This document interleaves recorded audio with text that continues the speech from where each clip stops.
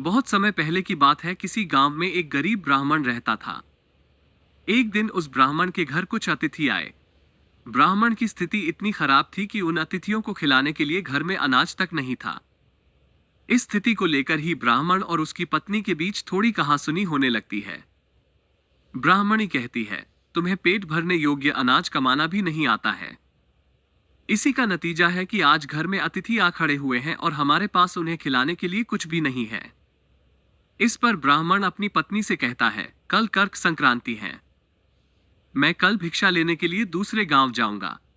वहां एक ब्राह्मण ने मुझे आमंत्रित किया है। वो सूर्य देव की तृप्ति के लिए कुछ दान देना चाहता है। तब तक जो कुछ भी घर में है उसे आदर सत्कार के साथ अतिथियों के सामने रखो। ब्राह्मण की यह बात सुनकर ब्राह्मणी कहती है, तेरी पत्नी होकर मैंने कभी सुख नहीं भोगा है।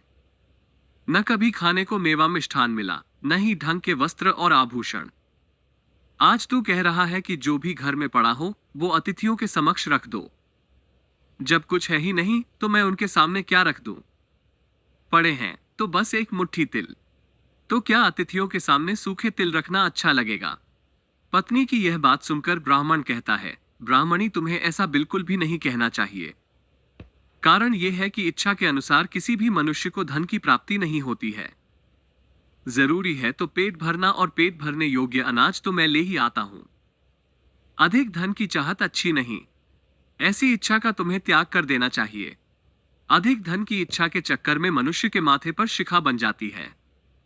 माथे पर शिखा वाली बात सुन ब्राह्मणी बड़े ही आश्चर्य से ब्राह्मण से पूछती है, अधिक धन की इच्छा में माथे पर शिखा हो जाती है? मैं कुछ समझी नहीं, जो भी कहना है खुलकर कहिए। ब्राह्मणी के इस सवाल का जवाब देने के लिए ब्राह्मण अपनी पत्नी को शिकारी और गीदड़ की एक कहानी सुनाता है। ब्राह्मण कथा की शुरुआत करता है, एक दिन एक शिकारी जंगल में शिकार की खोज कर रहा था। जंगल में कुछ दूर आगे बढ़ने के बाद शिकारी को एक काले रंग का पहाड़ जैसा विशाल सूअर दिखाई देता है।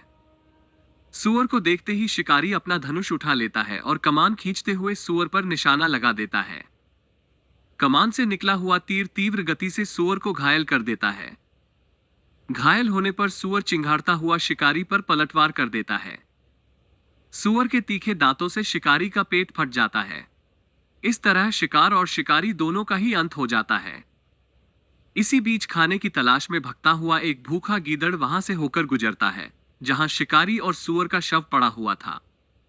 बिना मेहनत इतना सारा भोजन देख गीदड़ मन ही मन बहुत खुश होता है और मन ही मन सोचता है कि आज तो ईश्वर की बड़ी कृपा हुआ, जो इतना अच्छा और अधिक भोजन एक साथ मुझे मिला है। मैं इसे धीरे धीरे और आराम से खाऊंगा, ताकि लंबे समय तक मैं इसे उपयोग में लाऊंगा। इस तरह मैं इस भोजन के साथ लंबे समय तक अपनी भूख को शांत रख पाऊंगा। इन सभी बातों पर विचार करते हुए गीदड़ सबसे पहले छोटी छोटी चीजों को खाना शुरू करता है। तभी उसे शिकारी के मृत शरीर के पास धनुष पड़ा दिखता है। गीदड़ के मन में पहले उसे ही खाने का विचार आता है और वो धनुष पर चढ़ी डोर को चबाने लगता है। गीदड़ के चबाने से धनुष पर चढ़ी डोर टूट जाती है और डोर के टूटने से धनुष का एक सिरा वेग के साथ गीदड़ के माथे को भेदता हुआ ऊपर निकल आता है। गीदड़ के माथे को भेद कर धनुष का जो सिरा गीदड़ के सिर पर निकल आता है, वह ऐसा प्रतीत होता है मानो गीदड़ के माथे पर शिखा निकल आई हो। घायल होने के कारण कुछ देर बाद गीदड़ की भी मौत हो जाती है। इतना कहते हुए ब्राह्मण कहता है, ब्राह्मणी, इसीलिए मैं कहता हूं कि जरूरत से अधिक लोभ से माथे पर शिखा आ जाती है। ये कथा सुनने के बाद ब्राह्मणी कहती है, ठीक है, अगर ऐसी ही बात है तो घर में जो मुट्ठी भर तिल पड़े हैं उन्हीं को मैं अतिथियों को खिला देती हूं।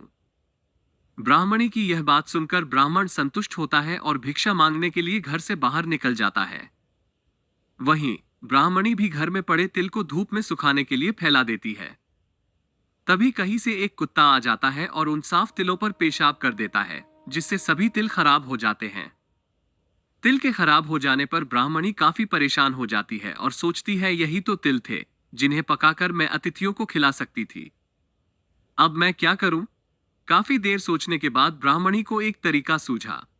उसने सोचा कि अगर वह गंदे तिलों के बदले साफ तिल देने की बात कहेगी तो कोई भी आसानी से मान जाएगा। साथ ही किसी को भी इन तिलों के खराब होने की बात पता नहीं चलेगी।